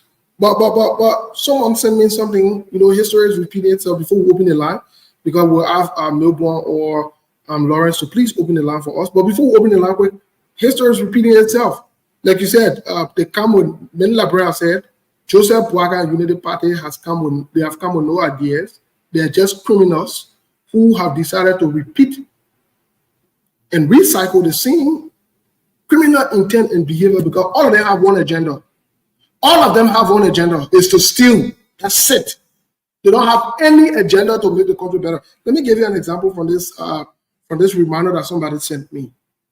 The IP News, which is the Independent Probe News, this is what they reported on September 3rd, 2018.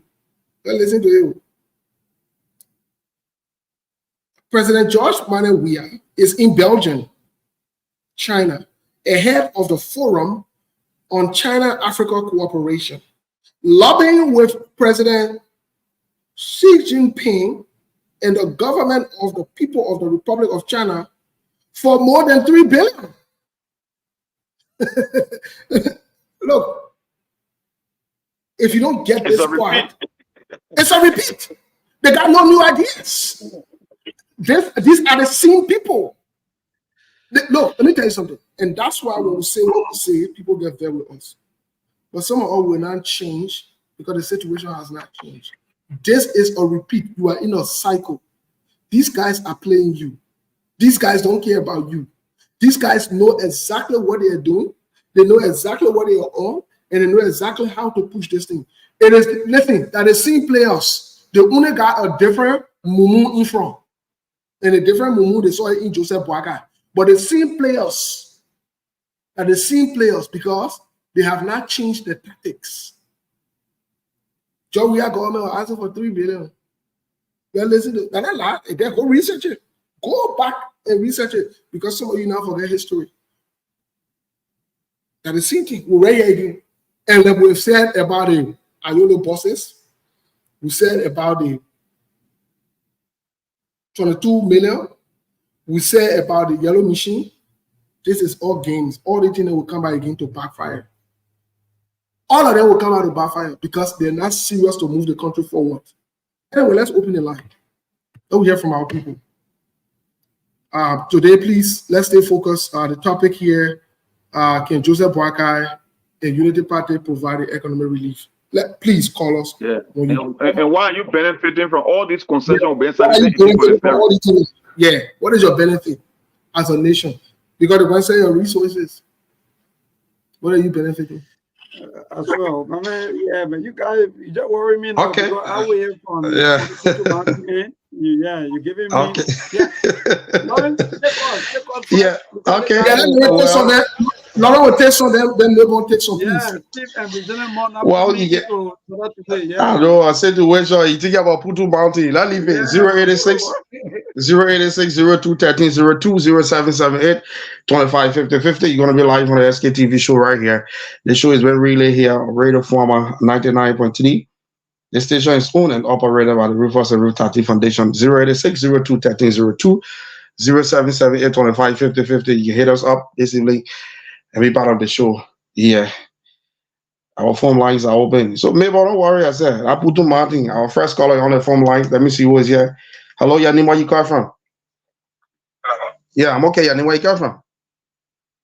My name is William Johnson. You say your name? William A. Johnson. Okay, go ahead, Chief. Let hear you. Thank you for the program. It's okay to always be critic of the government. But if you are criticizing, you should not be biased in your criticism. You should be fair in your analysis and what you are putting to the public. Okay, go ahead. Somebody can be scrapping, going to other countries, traveling, looking for employment for the countries, and then you are there criticizing it. If the president really video of investment due a video with China, about resources. You got to be brief, my brother. I'm kind of being, I mean, it's just possible. Thank you. Because people sit in America, nothing to do, just come and talk. Thank you, my brother. You don't have to attack people. Please go straight to the issue and discuss the issue. Okay. Thank you for making your point. I appreciate you for calling on the show. Hello, Yanni, where you come from? Yeah, this is Eddie. How you doing? I'm okay, my brother. Go ahead. I hear you. And let me say what's up to people. Any people to far too low. You see, they get certain people in that, but they don't want to suffer up. And to suffer because they give us everything. But you see, the question of the concession, we are not nothing up. And it is, we not stand as a like friend to fight the people. It will be bad for our country. It will not be for me, it will not be for people. But in that generation, look at how you are explaining. Look at the things you are explaining today about Nigeria. That our president. Look, go for me, Kante, just go get Grant Makante and see what people do in our country. And getting on people, they didn't want to build a cement factory. Now we stay that offer. Who will rescue in this one? Thank you. Thank you, my brother. You make your point already. Another person's on the line. The line is blinking here this evening. Let me see who is online too. This caller. Hello, your name, where you come from? Hello? How are you? I'm okay. Your name, where you come from? This is 17. Your name? Yeah, my name is Abanto. We are. Go ahead. I hear you. Yeah. I want to. Okay. Your line is kind of, your line is breaking. Yeah. You got to be audible. Yeah, the talking will not be enough. What I want these people to do, I said that what I want these people to do is, whenever you're sick in America there or whatsoever, just come together. And you're playing good play. Just take one person that you people trust. That will stand as the president of the Republic of Liberia. Then you people will come and take it into the area. These old people got dragged in their way. But they're bringing people that will take what these people are talking about to make a change. Thank you. Because it's not finished. Because it's something has finished. So you come and let it. Thank you. Thank you, Reverend. Thank you. Thank you. You make your point. Thank you, Reverend. Thank you for calling on the show. I appreciate you for calling this evening. Another person is on the line. Okay, this person. I think the Reverend gone off. Okay. Hello? Hello, Yanni, where you come from?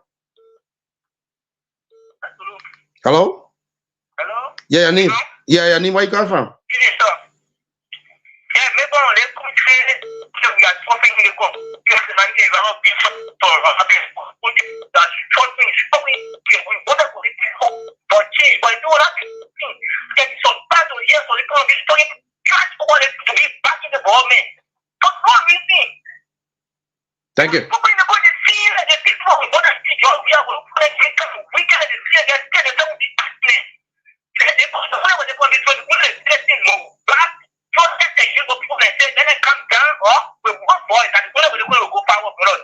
Thank you. You make your point. I appreciate you for calling. Thank you.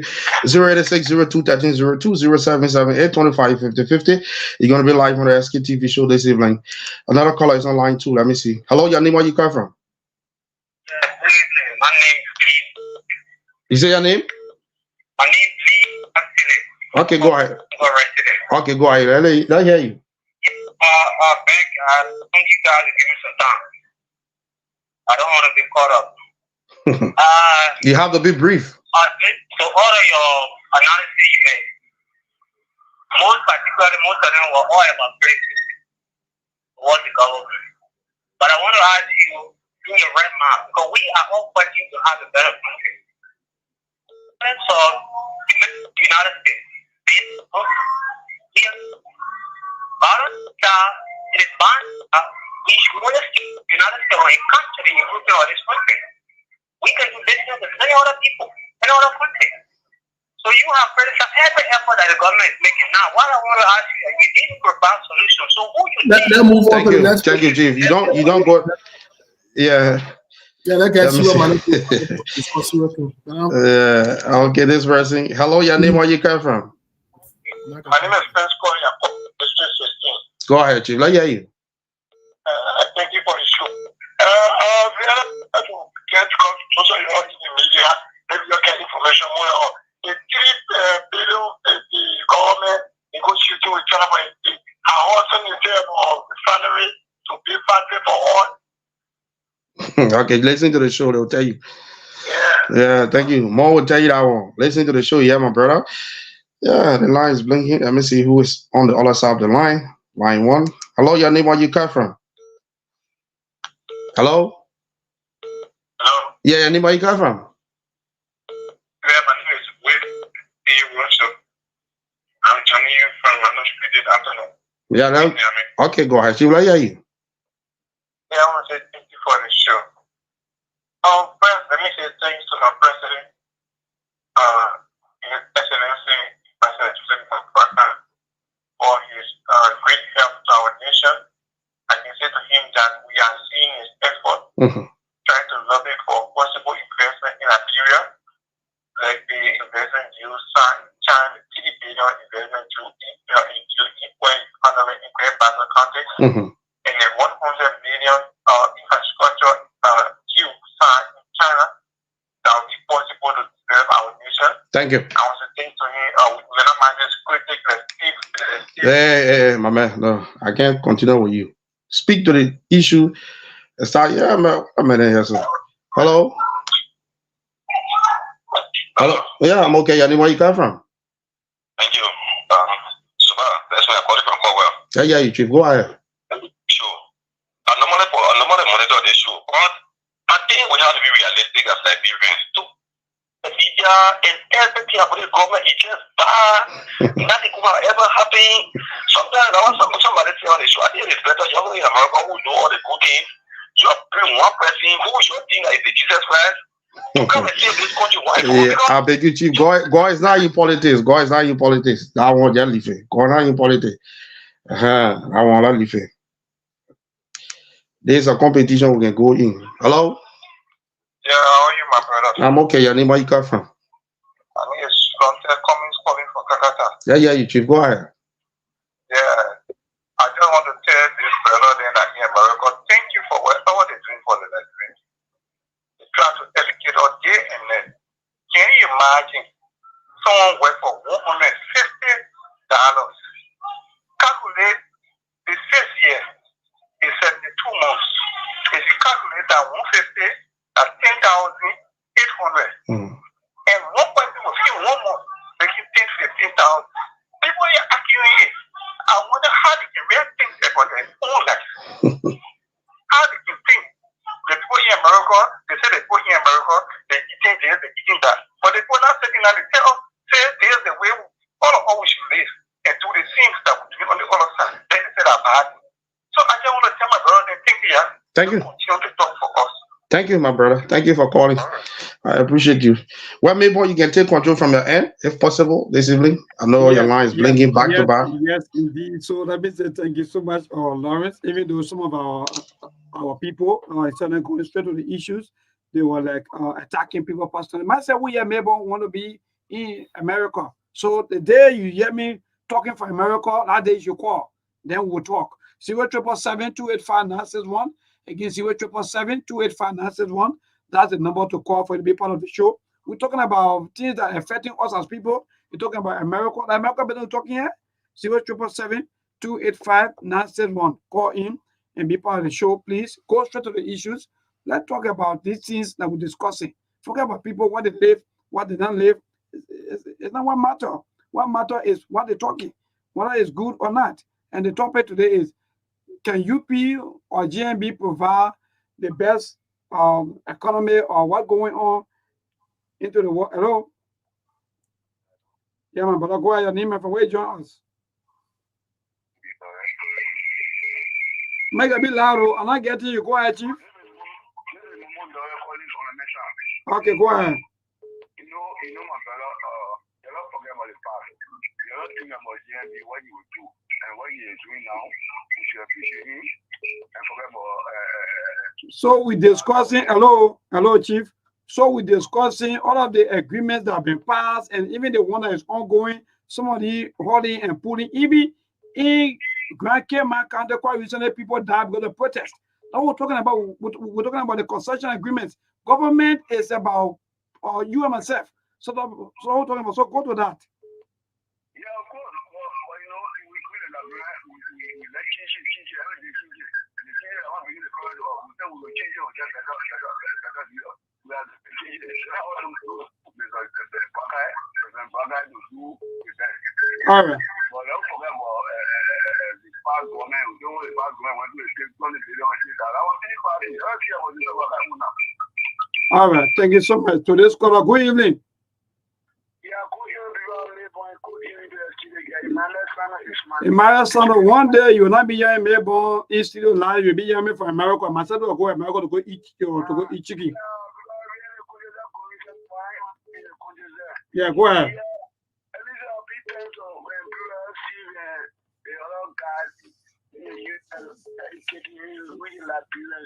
don't know what we Liberians, some of us get angry with Chris and with Steve because what the guy is saying is true. Because I can see what's be taking 150 the money. Say, I ain't coming one time.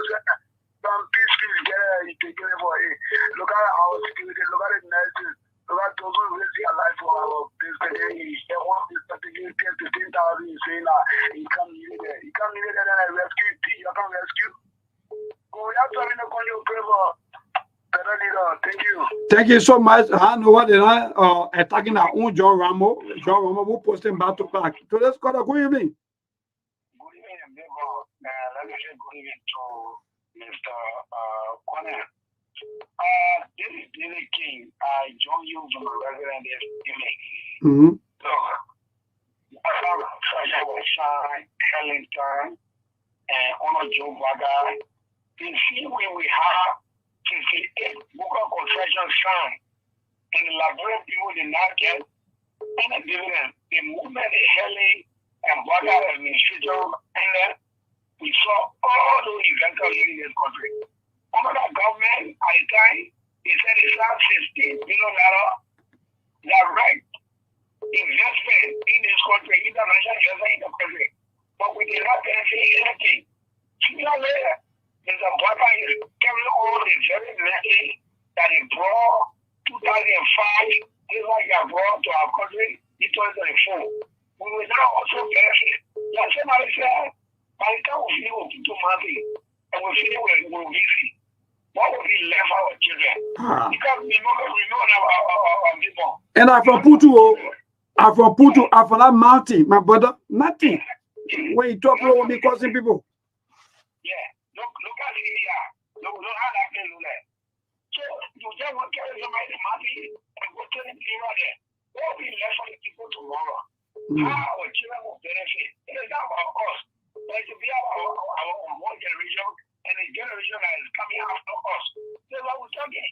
All right. We don't just want somebody to say, oh, you know, Baga wrong investment. But what we get for the investment? The only thing we can do about what we want to protest. Now, thank you so much. Our job is to protest. We protest for bad labor, we protest for this, protest for that. We come back to the media. Hello to this caller. Hello, go ahead, your name and from where you join us. Yeah, I'm calling from Grand Basel. Yeah, boss, go ahead. You know, brother, the thing we get a big for this country. When did people realize that people in America they can talk about it? Yesterday, when even the President Information Minister used to be already talking all kinds of things. They were not for America. My brother, me, I want to look. I said I'll be America very soon. I'm playing DVD here. No man, man.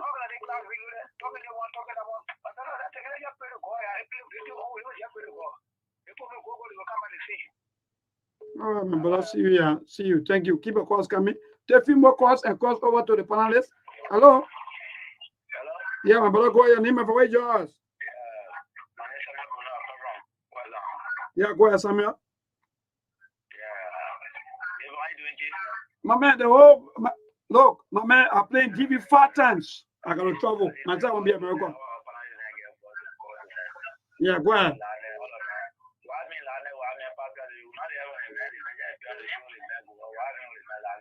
The man was on. You don't want to follow him, my man. Tell my man, you don't want to say what you want to say. Let's go on. You get over easy. Yeah, good evening. I'm okay. Thank God for life. Yeah, my name is Liberian from Oro. Yeah, go ahead, boss. Yeah, first, I was thinking for the program, maybe, but I think you are being deceptive. How? How, Chief? How? I know that you are a professional journalist. You will let me make my point. Mm-hmm. Yeah, so I will come to you. I will come to this. Let me make my point for you. First of all, Joseph Boga was not the one who caused it was 7p to 150 or harmonize it. It was the president of our government. And Joseph Boga promised to raise civil servant salary up by next year. Secondly, let me come to all these concessions. Since our president came into power, there have never been any concessions apart from the one now with China and the 100 million and the 300 billion. And you are saying that Joseph Boga signed what was the concession being mad? So hello, Chief. So I want you to be fair enough on the platform. Hello. Hold on. I want you to be fair enough on this platform. How long you been following Liberian politics? I've been following Liberian politics for a very long time. I ask you how long? I just want to know that all them I'm going to tell you. Yeah. Since 1985. Since 1985. So from 2006, yeah, I come still. Yeah. No. You'll get a place to respond to that, man. Let's not hold it up online. Let the man go. Let the man go. The man making a point. Let's move on to the next person. Okay, go ahead. The next person. You already made your point. Melbourne, please, we're not going to entertain that. Let's move on to the next person. All right. Hello? So the we're not going to let you go. Yeah, go ahead. My name is Luis and I speak from Bushwa Island. Mm-hmm. I'd like to say hi to the panelists in the US. Yeah, go ahead. I'd like to speak to Monk. Monk raised a very vital and paramount issue. But I'd like to reference Monk to Mr. Salif's administration. Monk talking about the power plays between the bigger nation. He's right. You have to be careful. However, during the Unity Party reign from 2005 to 2011, China was highly involved into Liberia. It is China that changed the MVDC. It's now a technical college. It is China that expanded the University of Liberia Family Campus. It is China that built the Jassy Evdo Hospital. China built 2 new edifices at the Capitol building. The 2 new edifices is there in the ministerial complex. And the expansion of the EMBC. And America was staying here with us. The one China policy was signed on Mr. Salif. So what I'm trying to tell Mona, it is possible. You just have to play professionally. Mrs. Salif played both. I remember in my social developmental class at the Continental Graduate School in Development Studies for 21 months, and Lawrence Butler asked us, Liberia is married to the United States, but Liberia is legally loving to China. Those questions came in our class, and Mrs. Salif played perfectly well between the 2 big power play and it went well. So it left for the Baka administration. I agree with Mom concern. The concern is vital. It depends how you play it. So now we are involved with China, and then America remain our traditional and strategic partner as well. So I want to tell Mom that it is possible because witnesses from 25 to 2017 under Mr. Salif and the US and China play out well. All right. Thank you so much. That's a very brilliant point from that caller. Steve, I don't know as you continue or you guys. Yeah, let's take 2 more. Let's take 2 more. And we'll get into the conversation. Please. Yeah, let me see on the other side some of the callers on the other side. Hello. All right. You were calling on line 2 because you get used to line 2. So just take 1 or 2 more calls. 0777 285 961 or better say 0778 336 0778 339 That is the number to call. But let me just take online 2. Hello. Hello, Chief. How you doing? Your name and from where you join us? Okay, from Bon Mine, Bon Country, right? Go ahead, Chief. Thank you so much. In fact, how challenge you? That's what the guys are coming to talk about. 10 years, that's all. You're not doing anything. When you come home, man, you feel sad. You feel sad about, take what I'm telling you and say, you got holding the concession, nasty, very, very bad. You think if I said no, that kind of handle to $2.6 billion concession, something is here. Nothing. Then they're talking about $6 billion coming to retire from the what? Only the Chinese people are that. I can pay my story to anyone. Demo man and the Chinese man come because they want to rent. I can't tell you. All right. Thank you so much. So this caller will be our last caller. Hello. Then we'll cross over to the panelists to respond. Yeah, hello. My brother, I'm great. Oh, thank God for live your name and from where you join us. Thank you for having me. I'm Samuel. Come on. What's up? I'm great. My brother, thank God for live. It's just I'm playing TV. They coming October.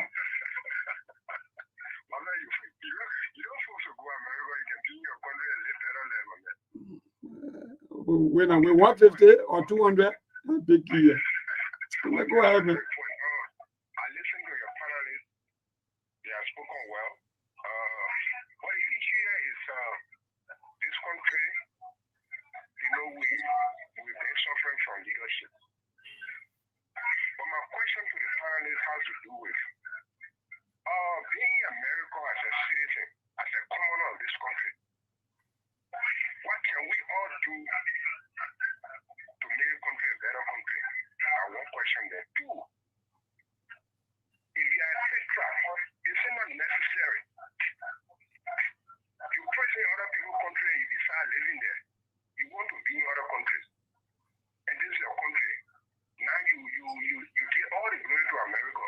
This is your country. Is it not necessary that we all join hands to evaluate this? That's my question too. All right. So Thank you. Respond to all the questions. Thank you.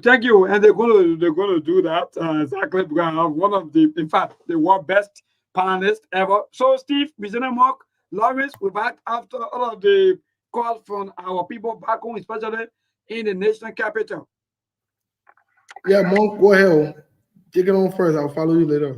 Well, we listen to the callers, and that's what SKTV is here for. We get feedback because most of the thing we give here is our own view, our own analysis. We just give you information as they unfold, but unfortunately, we feed off the callers to know where they stand on issue. Look, let me tell you something, my brother. Whenever an international summit is held, there is a reason, whether it's China inviting African countries, whether it's Russia or the US, they are always pushing their own interests. Our problem we got with all these major power, what is in it for Liberia? That's the question we keep asking. Because from the day we were born, we were told that Liberia is a rich country, and there is nothing about Liberia that seems to be rich about our country. Because the same game has been played over and over, decade after decade, generation after generation, and it seems like we keep getting worse rather than getting better. So let me give you a typical example. The summit that was held in China, I would say a day or two ago. Whenever you attend a summit, they give you the objective as to why that summit was held. This time around, China objective for this Gone Summit? China is saying they are seeking to challenge the US global order and to revive their slowing economy at home and they are trying to reform the international global order or the international global system. That's China's objective, that we want to play hardball every space of the globe or every part on the planet to challenge America hegemony across the globe. That China objective. And the brother who called that gave the historical context that China has been like, bro, we agree with that. That even during the days of Madame Sally, China had been engaging into some development in Liberia. But Madame Sally was very savvy. She knew how to draw the line. She never engaged in China when it comes to military operation, or whether they are taking over our seaports or they want to take over airports, whether they want to put Liberia or other African country into deeper debt to use the debt as collateral to take over critical infrastructure. That's why I'm telling you, this administration needs to be careful, because if China is allocating only 10 billion over a 3-year period for the entire Africa, And if you are capable of taking 3 billion, which is 1/3 of all the investment in Africa, then it means you got to give China something that is bigger or that is in equal proportion to what they are giving you. And what China is looking for at this point, they are looking for airports, they are looking for seaport, they are looking to pull you into debt so they can use that debt as collateral to take whatever they want from your country. That's our problem. And this is where we keep raising the question. You are playing hardball. And the second thing is, when I said the whole thing about a green refinery, it just does not make sense and it sounds too good to be true. You know, most people don't understand when they say green refinery. Like I said, when you're doing the green refinery, there are so many things that you must engage in. Whether you are using crops, we even get food security. Oh, but let me give you an example. In Iowa, Iowa produces corn, right? Steve, you know that, right? They're the largest producer of corn in the U.S. And the thing we call, how they call it, ethanol. It's a particular form of gas that you put in your tank, in your engine. But that particular oil, it comes from corn. How can Liberia be engaged in green energy when we can feed ourselves? So where the crops also come from that also produce the gasoline or the fuel? Because when you engage into green energy, you are talking about using animal fats, you are talking about crops, you are talking about plants. And if we can even feed ourselves with our staple food, which is rice, how do you transform resources into bioethanol or flex fuel to even use for green energy? So we know that is a lie. It's not possible in Liberia. Even if the Chinese will invest, green energy will not be one of the major investments in Liberia. That's why I'm saying it sounds more like a cover up for our port in the name of green energy, because Liberia is not capable. We're not even in the arena to start discussing about green energy. So we are only cautioning the administration and to look at other alternatives, whether it's about job creation, whether it's about making investment. You see, the funny thing about Liberia, you want to steal in the hundreds of millions or tens of millions, but then go to other countries to go beg for money. Why are you not doing your role in the country? You are fingering your own budget. You are stealing from your central bank. You are stealing from your commercial banks. You are stealing from the finance ministry. Your autonomous agency or state-owned enterprises are not making remittances to the government cover. And you want to go out there to go and take on more loan to put the country further into debt. Our thing is, the further a country goes into debt, the poorer you become, and all your resources are at the behest of somebody else. That's our skepticism. So when we come on SKTV, like I said, we don't come here to play politics. We are only asking the tough question because we want to preserve our little resources to get the most out of it so that our country can become better.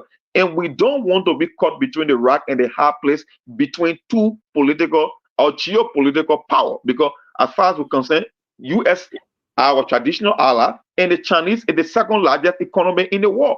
So I gave an example on the show like Ghana. Ghana said, you know what? We came to this summit, but for us, if you want to partner with us in improving our healthcare system, we will do economic deals. We are not going that military route. Can you imagine 3 years ago, even Ghana refused for the U.S. to build a military base in our country because they said, you know what? If you want to do economic deal with us, we will sign up for it. You can improve our infrastructure. You want to build roads. Matter of fact, one of the longest stretch of road in Ghana is the George Bush Highway. George Bush made the biggest investment in Africa than any U.S. president. Those are the kind of deals that Ghana are looking up to. Not for you to come and take their airport, their seaport to put it into debt. They want economic parks that both countries will benefit from mutually. That's our argument here. That we have these so-called resources, we are dipping further into poverty, and we cannot see the benefit, even though they tell us, look. Typical example, they said Mananseli attracted 16 billion over 12 years. Does Liberia look like a country that attracted 16 billion in investment? Look at the country. Can you even make the case that we got even 5 billion in terms of the benefit for the average Liberian? Can we make that case? And it's the same thing I keep repeating over and over. We don't want to change the game. We want to keep playing by the same old rules. And these same old rules are not benefiting Liberia. So I will stop there for now. Steve. Well, thank you so much, Monk. Let me say this to all the callers. I want to say thank you. I noticed one thing today. None of them disagree with us. None of them. They never disagree with what we're saying. But they either decided to pivot or attack. But none of them disagree to say the toes in Allah or we hateful. So that's good. That means the message is clear. But they have a choice to make. And at the end of the day, you can take the horse to the water, you can force it to drink. That's your decision. To those who said you're in America, or who keep saying you're in America, whatever it is. And I bring myself in America, and I forced to bring myself in America. They see Joseph Boakai then. The same politician that you're celebrating. Some of your pa, your man, your great-grandfather, and great-grandmother then supported the same politician and brought war in our country and killed our people. So yes, I made someone to be able to run away, and God bless us who came to America. So we're not kind of America because we're afraid to be in our own country. No. We are here because the same coward behavior that you're exhibited, your parent and your pa, your man and your uncle and your nephew and your great-grandfather and your grandpa and your grandma exhibited. They think coward behavior during golden time. Instead of standing up and telling the president the truth, because they were giving you a bag of rent and other things, so you are supporting the same foolishness. And the same thing you're doing today again. You're not changed because some of you run in your blood to support criminals. Some of you run in your blood to be praise and worshiper for your friend men and for other women. Some of you are in your blood. You're not in some of our blood. That's why whether we in America or in abroad, we'll continue to say the truth because the truth is the truth. And until you can rise up, the politician will take you for a ride. Nobody can learn how to in America, but they're stealing from you. They don't get his son yet. Or his son married a white woman, you know that. They're stealing from you. Joseph Boakai and passing around in Dubai, enjoying life. They're stealing from you. Not worry about that one not concerning you. The one that we're discussing here that they're lying to you. Instead of you coming here and being appreciated, you come here with your slave mentality and you want to attack people and you think someone will sit back. No, someone will not sit back. Someone will not sit back. So I can say this to you, that I'm a fault that you're in Liberia. That I'm a fault. It may you veil when you die, you go to heaven or you go to hell, you might ask God why he kept you in Liberia and he brought someone to America. So you think when you count on the phone, you say, and you're sitting in America there, you're sitting in America there. Well, you sit in Liberia. You sit in Liberia there in poverty, praise and worshiping politician there. You sit there while they exploit your children's future, steal from you, make you look like a beggar and a slave. You sit there, you come on radio and you fight the same people that's speaking for you. And you think I'm supposed to drive by when you come out and say you're in America. Yes, we are in America. Oh, yes, we are in America. And in fact, I love Liberia more than you because I'm in America and I'm enjoying life. But I'm even more concerned about your well-being. So you need to shut your mouth and go sit down somewhere if you got nothing else to say. That's what you need to do. Yeah, so quickly, thank you. You'll be afraid because you say I'm in America. I'm in America, where else it will be? You think I will be saying that about President worshiping some stupid politician that using me? You think that's what I will be doing? I know that somebody who's will be President worshiping my friend, man. I know like a Bob brother to you. Now, what poverty can do? Steve, no. When you embrace poverty, that's what you do. Because even when people are in poverty, they are able to speak the truth. Many of these people, come on the radio, people in America. All the things we're talking here, many of the people, all the things we're talking, let's be honest, Milbo. Me and Monk don't have to worry. No. But that's the point. If I take the camera right now and show you around my house, I even show you the fridge, I can choose what kind of food I want to eat. But Steve, even apart from even food, what do you? So let me tell you, Steve. Interest. I don't want political job. If I want a political job, I beg you, maybe give me a second. If I want a political job, I'll be working for Joseph Boakai. But I'm not the kind of man who criticized Joseph Boakai and said Joseph Boakai is a cook or liar or deceptive criminal to go work for him. I know that. I know that somebody who's going to criticize you probably then go sneak behind closed door and can't look for a job. Something got to be wrong with some of you, eh? So when you see us come here, we don't come here because we got interest to kind of look for a political job or whatever it is. No, that's not the issue. The thing that we discuss here is about the future. When the people say they want to visit mountain, when they say the mountain in Granger, when they say the other mountain, what will be left for the next generation? What will be left for us? For our great grandchildren? What will be left for you? Also, because you are only concerned today that somebody will give you $10 for you to go and buy Kobo and eat it. That the only concern you got? Some of them are not even benefiting anything, Steve. They are just because in the name of I supported this person. That's just it. Let me tell you, Steve, some people that are even calling. Whenever the rain fall, and there's a flooding in their communities, they come to the same media institutions. Oh, they happen to SOS for also. Oh, our government banner also. Oh, they won't happen to also. You come on a radio to talk. You bring out topic. And for them to discuss the topic, they will leave the topic and be in the name of you let go. Joseph Boka is not Liberian government. Joseph Boka is just the head of the government. But at the end of the day, he will be, look, Joseph Boka going to leave after 6 years. My dear. So why are you acting and in fact you are getting angry? Look, somebody respond to the other or one of the callers who said, oh, maybe I'm disappointing you. In fact, this and that. Okay, no problem, caller. Me, I get issue with you. It is a right to be disappointed, not to be disappointed. Because one thing I know in this country is that most of you don't even support the media institutions. You don't even know what the media institution goes through. All you do is sit back and job because the media institution work for you free of charge. So you come on, you talk. That's it. That's the beauty of democracy. Have no issue. But to say out or about Joseph Yima Boakai, the president, as to whether he was not part of the success book was or concessions agreements, then I don't know where you were, where were you at that time? Do your own research. I'm not going to tell you, but the former vice president or the current president now, but then when you were vice president during the term of Malan Sarif, check all the records. He got to sign. Some of you don't, you see, no wonder. Look, even if the Senate agree upon anything in our house, the vice president had to put a signature there. Maybe you don't know. So because you don't know, so that what he's saying, what you saying, some of you get master's degrees, you get BSc, you get everything, but you are not reading.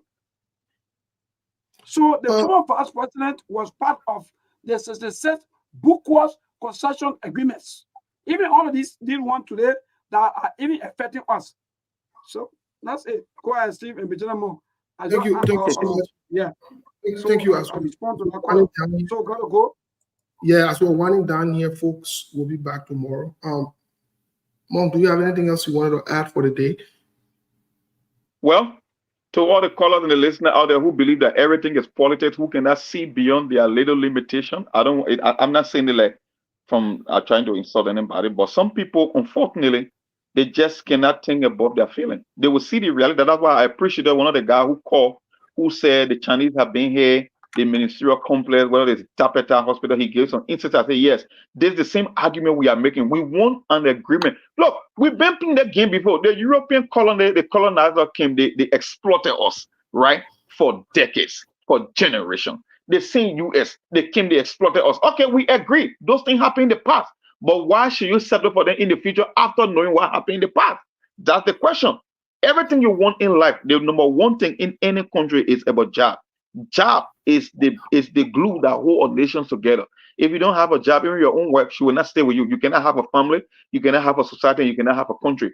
We are saying their whole old mindset or just shipping raw material. The Chinese, they are very good when it comes to industrialization. They got machines, they got technology. If they are really interested like that, why you see the president of South Africa and other countries, I say, you know what? You don't follow up on your promises that one. You want to come and play the same old game that other people play. Use your money, give us debt, put us in a debt trap, and come to exploit our resources. We will be open to do business with you, but we are not going that military route. Your military installation you are seeking, using debt, we are not going for it. But we are open to improving healthcare. We are open to improving our infrastructure. We are open to improving our school. And even when it comes to agricultural development, there are so many potential, but it should be of benefit to each and every partner engaging into this deal, because you are not buying African products. You dump your Chinese product on our market, and you are not even allowing us to buy upward of 300 billion of our farm product into China. So this is not a deal. It's a one-sided deal, and we are not standing up for it. But in the case of my country, no.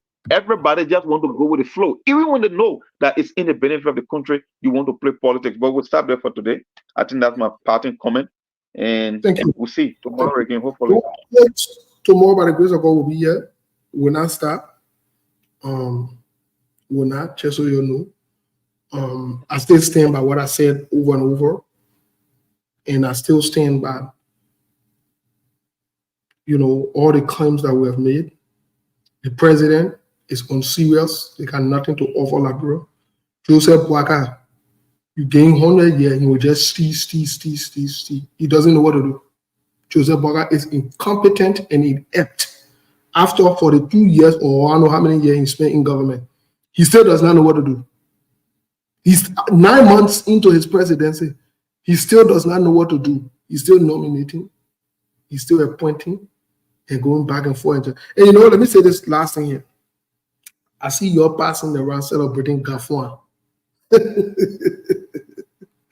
I see some people who are, you know, I have some regards for. I see them posting Gafuan picture. Let me laugh first. So Gafuan are economic giant and I come and face the country where they go. Gafuan is as criminally minded as Joseph Boakai and the rest of the people. He's not coming to do nothing. Yeah? He is not coming to do anything. He is coming to steal as well. He is coming to and they're coming confirming historic. I see them passing them. Oh man, I am sick to my stomach for some of you. Y'all celebrate in or hill people then with shady characters. Have you read a report on Gafuan when they work in the Edinburgh government? Have you read it? Have you started and thought about what these guys are passing around with? I see you passing around celebrating Gafuan. Anyway, you're a bunch of shameless people. The man who you're supposed to is a shameless, cook or lying or deceptive man. So you're gonna do anything anyways. So I'm not surprised when I see some Unity Party partisans or people who would have friend be brother, and a friend be brother. Seriously?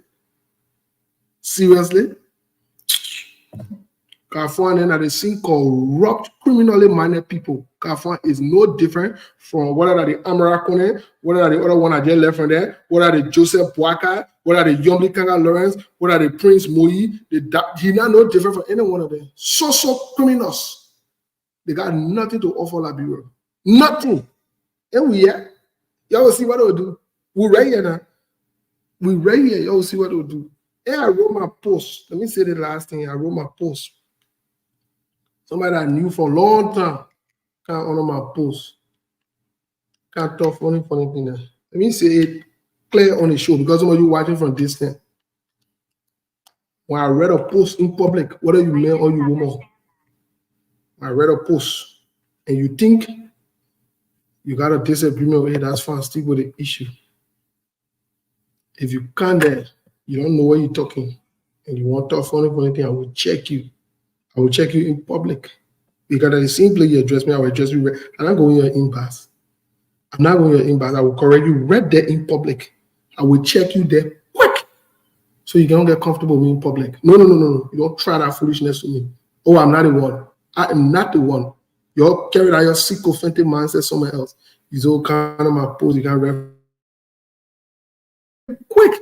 In fact, when I started, I will start with your golf phone. I will tell you first because you eat plenty in your golf phone. You might bring your friskiness to me. I will check you right there. So when you reading under my post, you must be careful what you reading because when you read funny thing, that I will reply to you funny way right there on the spot. So we both can be on record. Because when you're the Liberian people, some of you, when you decide to do what is wrong in your shameless decisions,